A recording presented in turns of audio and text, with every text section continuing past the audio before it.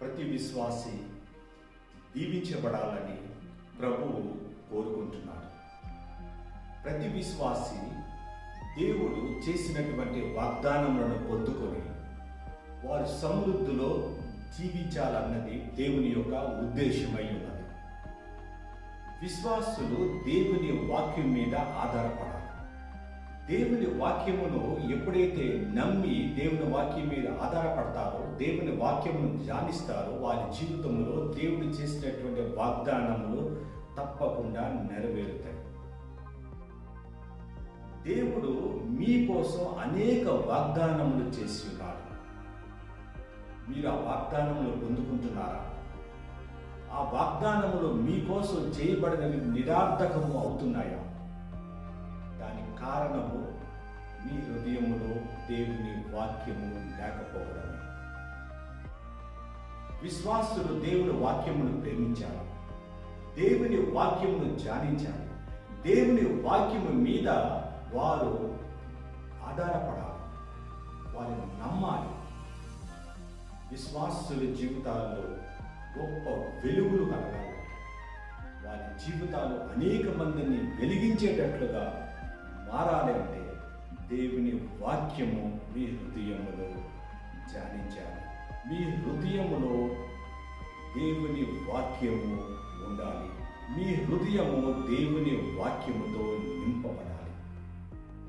ఎప్పుడైతే దేవుని వాక్యము మీ హృదయములో ఉంటుందో మీ ద్వారా దేవుడు గొప్ప కార్యములు జరిగిస్తారు.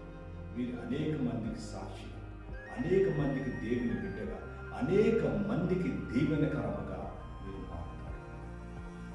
విశ్వాసం దేవుని వాక్యమును విడిచిపెట్టి జీవించినట్లయితే దేవుని వాగ్దానములు మీ జీవితంలో నెరవేరలేదు. దేవునికి వేరుగా ఉండి మీరేమీ చేయలేరని దేవుని వాక్యం సెలవిస్తుంది. ఒకసారి మీరు ఆలోచించండి.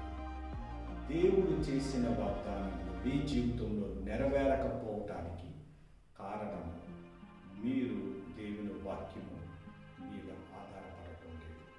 మనుషుల మీద ఆధారపడుతున్నారు. మనుషుల మీద ఆధారపడితే దేవుని వాక్యము మీ జీవితంలో నెరవేరదు. ఈ సత్యమును గమనించి కాలమును వృధా చేయకుండా నిరంతరము దేవుని వాక్యమును ధ్యానించాలి. దావీదు కీర్తనలు 1వ అధ్యాయం 2వ వచనం ఈ విధంగా బోధిస్తుంది. యెహోవా ధర్మశాస్త్రమునందు ఆనందించుచు దివారాత్రం దానిని ధ్యానించేవాడు ధన్యుడు.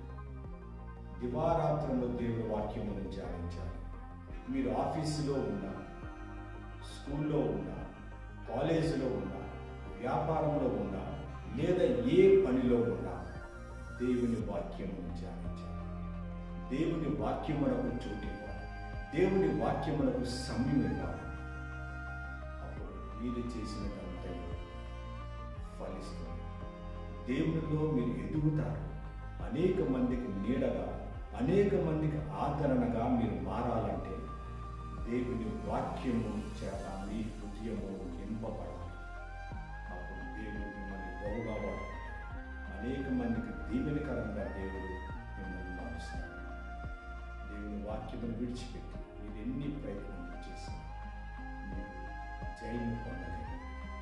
దేవుని వాగ్దానము నెరవేరదు. ఒక్కసారి ఆలోచించి మీరు ఎవరి మీద ఆధారపడుతున్నారు? మీరు ఏదైనా పని చేసేటప్పుడు ఎవరు గుర్తుకొస్తున్నారు?